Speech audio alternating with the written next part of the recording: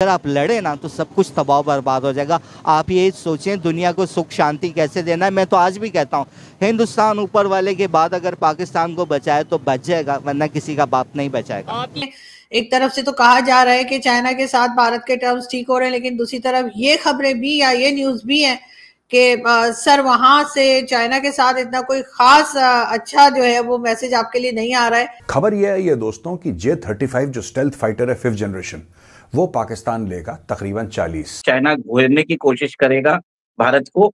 पाकिस्तान और बांग्लादेश के बीच में जो दोस्ती है उसको और उसको बेहतर करने की कोशिश करेगा। तो बांग्लादेश को भी कोई एडवाइस दे दो, इतनी बड़ी इंडिया को डरा रहा है। बात पता क्या है, इंडिया को वो डराई जाए वो अब मैं कहना नहीं चाहता, बड़ी गंदी बात आ रही है ज़हन में बांग्लादेश के बारे में, अब मैं कह नहीं सकता। तो फिर वो तो अब आपको क्या लग रहा है कि दोनों कंट्रीज पाकिस्तान और बांग्लादेश मिलके क्या टफ टाइम देने वाले हैं आपको? भारत के लिए खतरा नहीं है, वो भारत के लिए प्लस है। मैं चाहता हूं पाकिस्तान खरीदे। डोनाल्ड ट्रंप के आने के बाद आप देखेंगे बांग्लादेश में चीजें बदलेगी। दिन पाकिस्तान ये लेगा चाइना से, उस दिन से EMI लग जाएगी और ये पाकिस्तान की इकोनॉमी को, पाकिस्तान की खुद मुख्तारी को ये बहुत डैमेज करेगा। डैमेज पेट का होता है।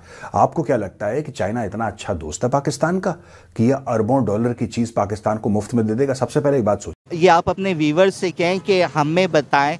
आप देखें इंडिया में कहते हैं परमाणु बम, आप कहते हैं कि एटम बम, हम घास खा लेंगे, उन्होंने भी काम हम चलाएंगे। इस टाइम आप बटन पे हैं। अगर आप लड़े ना तो सब कुछ तबाह बर्बाद हो जाएगा। आप ये सोचें दुनिया को सुख शांति कैसे देना है। मैं तो आज भी कहता हूँ हिंदुस्तान ऊपर वाले के बाद अगर पाकिस्तान को बचाए तो बच जाएगा, वरना किसी का बाप नहीं बचाएगा। आपकी यही बात आपकी बहुत वायरल हुई थी, ना सिर्फ पाकिस्तान में बल्कि इंडिया में, सोशल मीडिया पे बहुत ज्यादा। इवन इंडिया के चौधरी मीडिया पे ये बात चलाई गई है कि पाकिस्तान के लोग चौधरी साहब कितने चौधरी इंडिया में। मैं सलमानी हूँ, आप बनी इसराइल से हूँ, वहाँ भी हैं यहाँ भी हैं। ये भाई पंजाबी हैं वहाँ भी हैं यहाँ भी हैं, बलोच वहाँ भी हैं यहाँ भी हैं, सिंधी वहाँ पे भी हैं। यार टू रिलीजन थ्योरी नहीं थी, टू नेशन थ्योरी थी। उन्होंने कहा हम सुपर मार्केट, सुपर हब बनना चाहते हैं बिजनेस।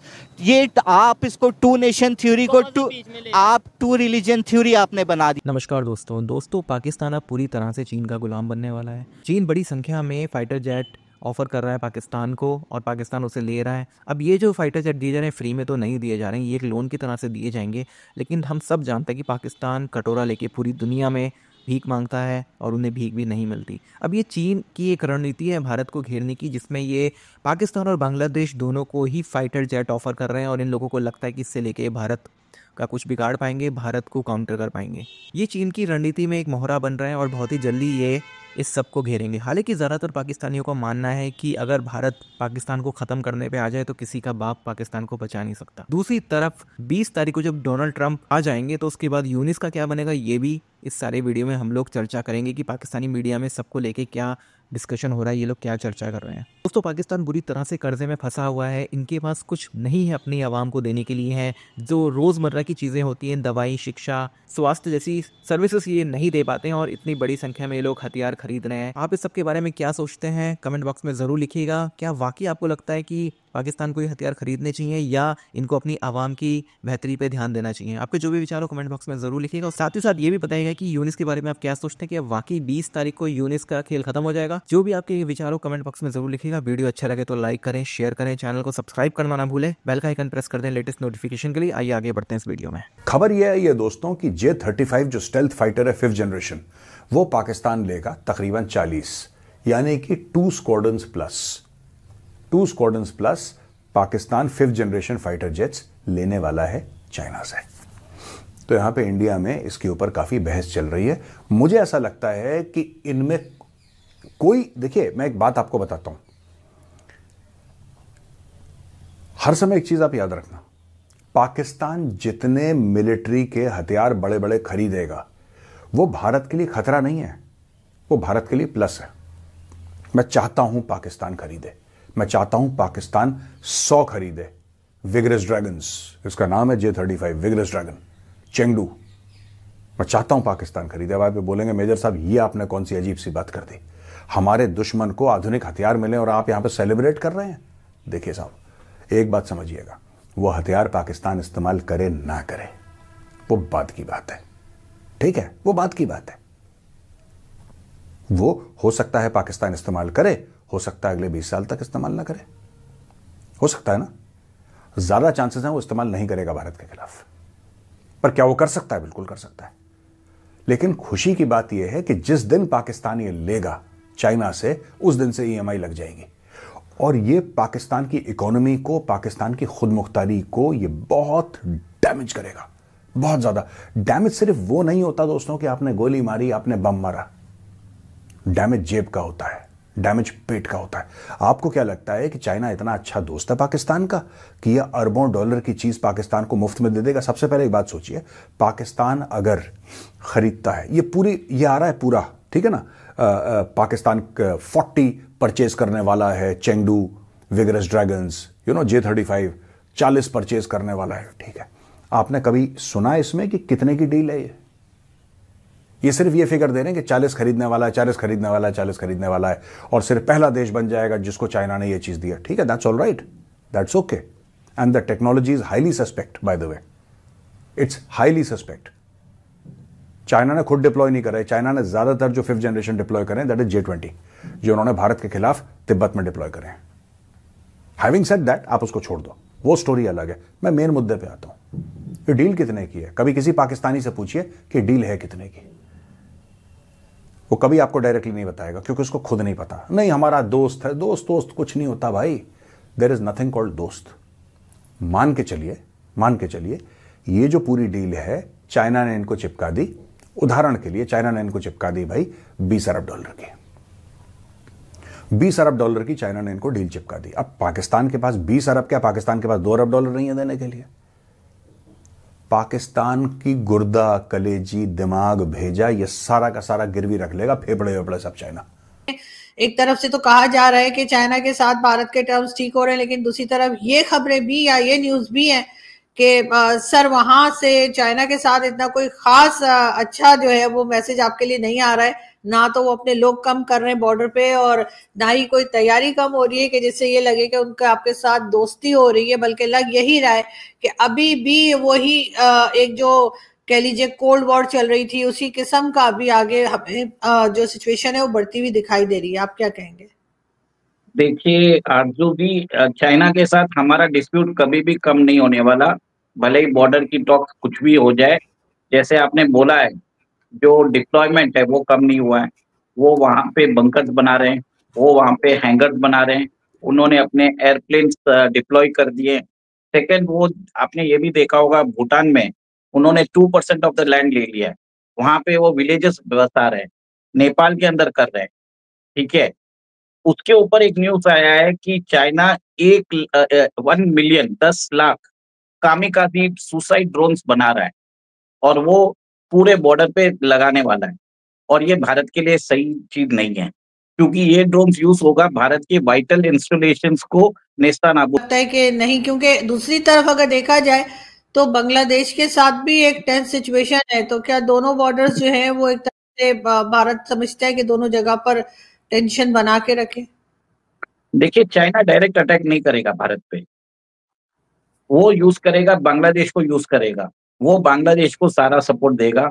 जैसे आपने देखा भी है कि चाइना ने अपना J-10 फाइटर एयरक्राफ्ट है वो बांग्लादेश को ऑफर कर दिया है, वैसे ही वो उनको ड्रोन देगा, वैसे ही वो उनको सहायता करेगा।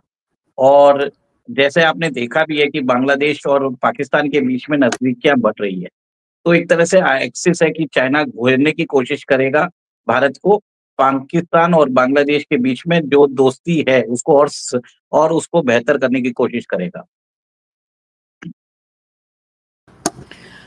बिल्कुल ठीक। लेकिन सर अगर हम बांग्लादेश की बात करें तो बांग्लादेश जो है वहाँ के लिए भी कहा जा रहा है कि शेख हसीना जो आपके यहाँ है उनको वापस मांगा जा रहा है, और ये देखते हुए लग तो यही रहा है कि आप लोगों को दोबारा से जो है वो बांग्लादेश की इस वक्त की जो गवर्नमेंट है उन्होंने आपसे रिक्वेस्ट की है कि आप उनकी जो पहले प्राइम मिनिस्टर थी उनको वापस किया जाए, तो आप लोग करेंगे ऐसा? मेरे हिसाब से होना नहीं चाहिए, भारतीय सरकार बिल्कुल ही नहीं करने वाली है क्योंकि बहुत पुराना रिश्ता है और मेरे हिसाब से वो भारत की गेस्ट रहेगी। और डोनाल्ड ट्रंप के आने के बाद आप देखेंगे बांग्लादेश में चीजें बदलेगी। तो अब आपको क्या लग रहा है कि दोनों कंट्रीज पाकिस्तान और बांग्लादेश मिलके क्या टफ टाइम देने वाले हैं आपको? देखिए, अभी तो लग रहा तो ऐसा ही है कि दोनों कंट्रीज मिलकर टफ टाइम देंगे, पर डोनाल्ड ट्रंप की सरकार आने के बाद पाकिस्तान में भी एक रेजिम चेंज पॉसिबल है। इमरान खान को शायद छोड़ दिया जाएगा, जैसे आपने भी सुना होगा कि डोनाल्ड ट्रंप की टीम ने बोला भी है कि उनको छोड़ दिया जाए, और आपकी सरकार ने उनके साथ एक नेगोशिएशन टीम भी फॉर्म कर ली है। तो मैम आप समझ लीजिए कि थोड़े दिनों की बात है, और मेरे हिसाब से तख्ता पलट दोनों जगह होगा, पाकिस्तान में भी होगा और बांग्लादेश में भी होगा।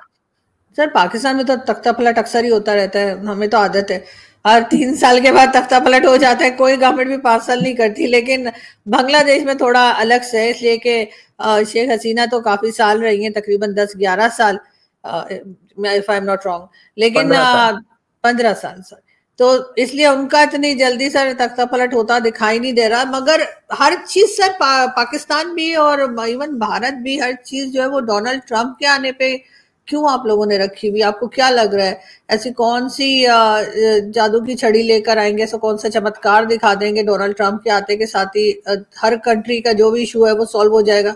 हमारे यहाँ इमरान खान बाहर आ जाएंगे और बांग्लादेश में भी सब सही हो जाएगा, भारत के भी कई इशूज जो हैं वो डोनाल्ड ट्रंप के लिए इंतजार में। आरजू जी, डोनाल्ड ट्रंप का एक ही मुद्दा है कि मेक अमेरिका ग्रेट अगेन। अब मेक अमेरिका ग्रेट अगेन कैसे होने वाला है?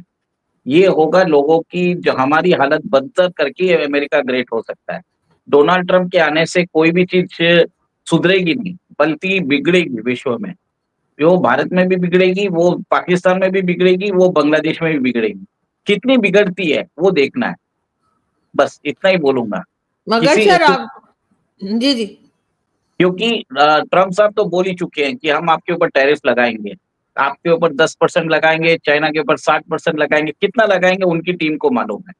और सब लोग अभी, जैसे भारत के अभी फॉरेन मिनिस्टर जयशंकर साहब गए भी हैं उनको मिलने, और ये एक तरह से बोलते हैं प्री मीट है, जिसके कारण सारे ट्रेड टर्म सब बात किया जाएगा। और मेरे हिसाब से कहीं ना कहीं बांग्लादेश का इश्यू भी वो वहां पे रखने वाले हैं ट्रंप साहब के साथ। और जैसे ही ये रेजिम चेंज होती है, आपने देखा ही होगा कि जिस हिसाब से जो ट्रंप साहब ने अपने कैंपेन में भी बांग्लादेश के हिंदूज के ऊपर जो अत्याचार कर रही है यूएस एडमिनिस्ट्रेशन, उसके ऊपर भी बात किया था। और प्रीति पटेल ने भी अपने हाउस ऑफ कॉमन्स में उनके डिबेट में बांग्लादेशी हिंदूज के ऊपर बात किया था। ये अब इंटरनेशनल इशू होता जा रहा है। और कल ही आपने देखा है कि एंटोनी ब्लिंकन भी ने भी मोहम्मद यूनुस से बात की है, और उनको भी बोला है कि हम आपको सपोर्ट दे रहे हैं, पर आपको इंश्योर करना पड़ेगा कि बांग्लादेश हिंदूज के ऊपर वापस अत्याचार ना हो। लेकिन सर इससे पहले जब शेख हसीना की गवर्नमेंट थी, तब क्या वहां पर जो हिंदू फैमिलीज रहती हैं बांग्लादेश में, क्या वो बिल्कुल सेफ थी? क्या उनके साथ कुछ गलत नहीं हो रहा था? और एकदम से जो गवर्नमेंट चेंज हुई है उसके फौरन बाद ही ये सब कुछ स्टार्ट हुआ है? और अगर ऐसा है तो अचानक से क्या हो गया बांग्लादेश के लोगों को?